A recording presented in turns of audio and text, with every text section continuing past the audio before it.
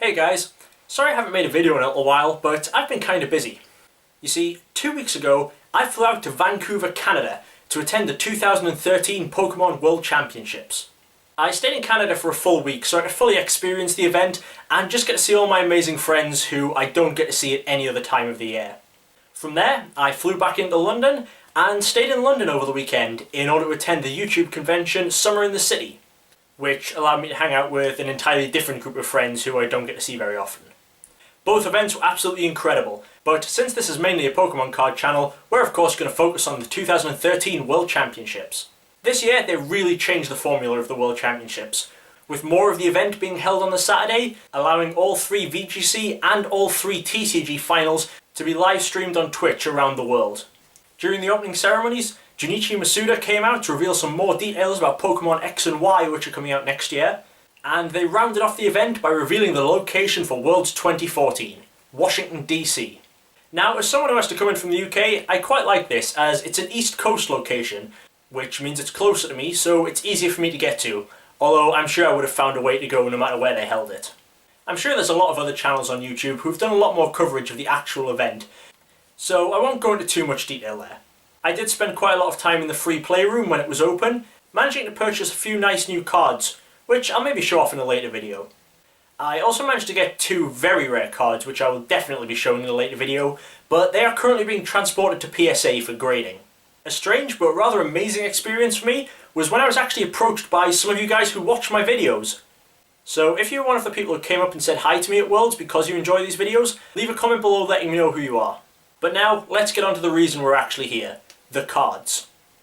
As with all previous World Championships, there was an exclusive promo card created for the event. They were given out in the 9 card binders to everyone who competed in the World Championships. There were staff stamped versions given out to the staff, and top cut versions stamped from top 32 up to champion for people who reached that level of the competition.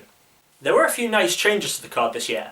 For example, this is the first time that the card hasn't been named Tropical something, as all previous World Championships have had either Tropical Wind, Tropical Tidal Wave, or Tropical Beach.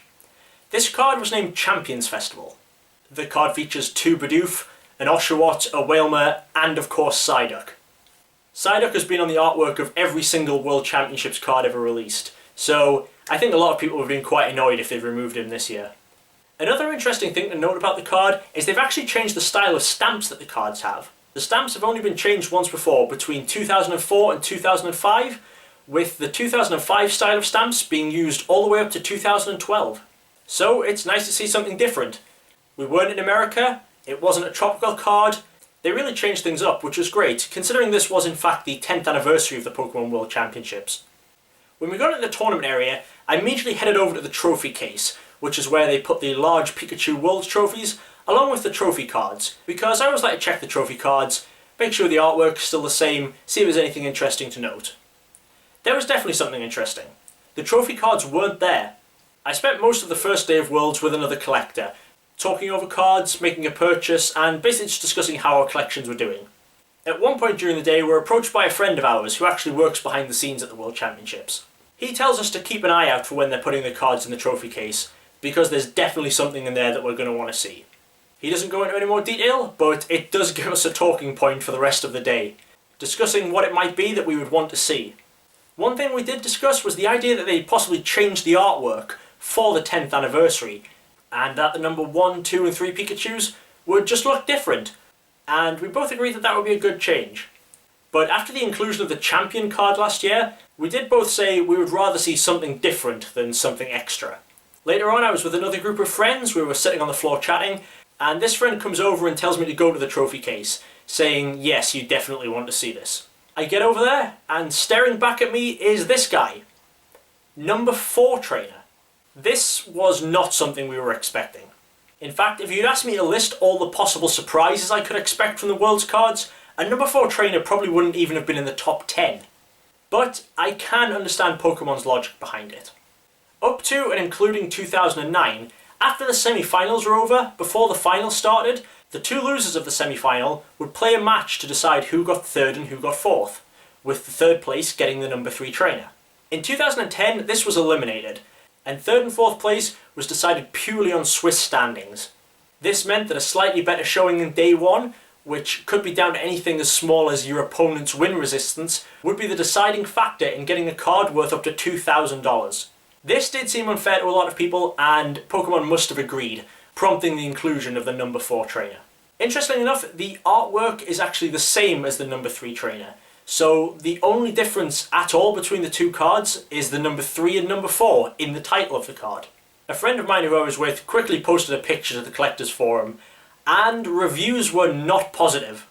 Collectors seem to hate the idea of this, saying that having the same illustration as the number 3 would devalue the number 3, or that it changed what Japan started when they had the number 1, 2 and 3 trainers as far back as 1997. Or basically that it should be gold, silver, bronze for 1st, 2nd and 3rd, and 4th shouldn't get bronze as well. Myself, I'm kind of sceptical. I do think 4th place deserves the card, especially since they eliminated the playoff. And I am interested to see where they go with this next year, whether they take it a bit further, whether the number 4 trainer has its own illustration commissioned. I'd just like to see how it goes. One other interesting turn of events this year, for the first time ever, the video game players received the number 1, 2, 3 and 4 trainers. This was especially strange as the text on the card wasn't altered, so it still says if you won the Pokemon trading card game. But nevertheless, it does just mean there are 6 copies of each out there for this year, instead of just the standard 3. It was ever so slightly a pain for me, because the 2 cards which are currently on the way to PSA are a number 1 trainer and a number 3 trainer. And as you guys may know, I already have a number 2 trainer graded and here at home. I spent a while completing the set, and I finally picked up my number 1 and number 3 trainer at Worlds, and finally my full set was complete, for about 6 hours until I put the number 4 in the case. But that's one of the great things about collecting. There's always something new to go for. So, card-wise, that's everything really to note about the 2013 Pokémon World Championships. I hope you guys enjoyed this video. My next video should hopefully be the jungle video, as we continue looking on at the Wizards of the Coast sets. As well as that, there are some more videos planned, such as when my cards come back from PSA, we will definitely be looking at them in a video. And in addition to these information videos that I'm doing, I'm going to maybe start doing a couple of videos about my own personal collection. Such as which cards I'm looking for, kind of documenting my thought process behind which cards I want, keeping track of which ones I have, and filling you guys in whenever I get one of the cards I'm on the lookout for.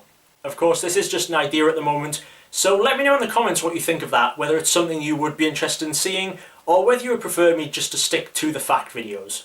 If I do end up doing the collection videos, they hopefully won't take too much time away from the information videos, and I should still get those out on a regular basis. One last thing to note, after I got back from Worlds and Summer in the City, I found out that this YouTube channel now has over 100 subscribers, which is amazing. So thanks to everyone who subscribed, and I'm glad you're really liking what I'm doing here.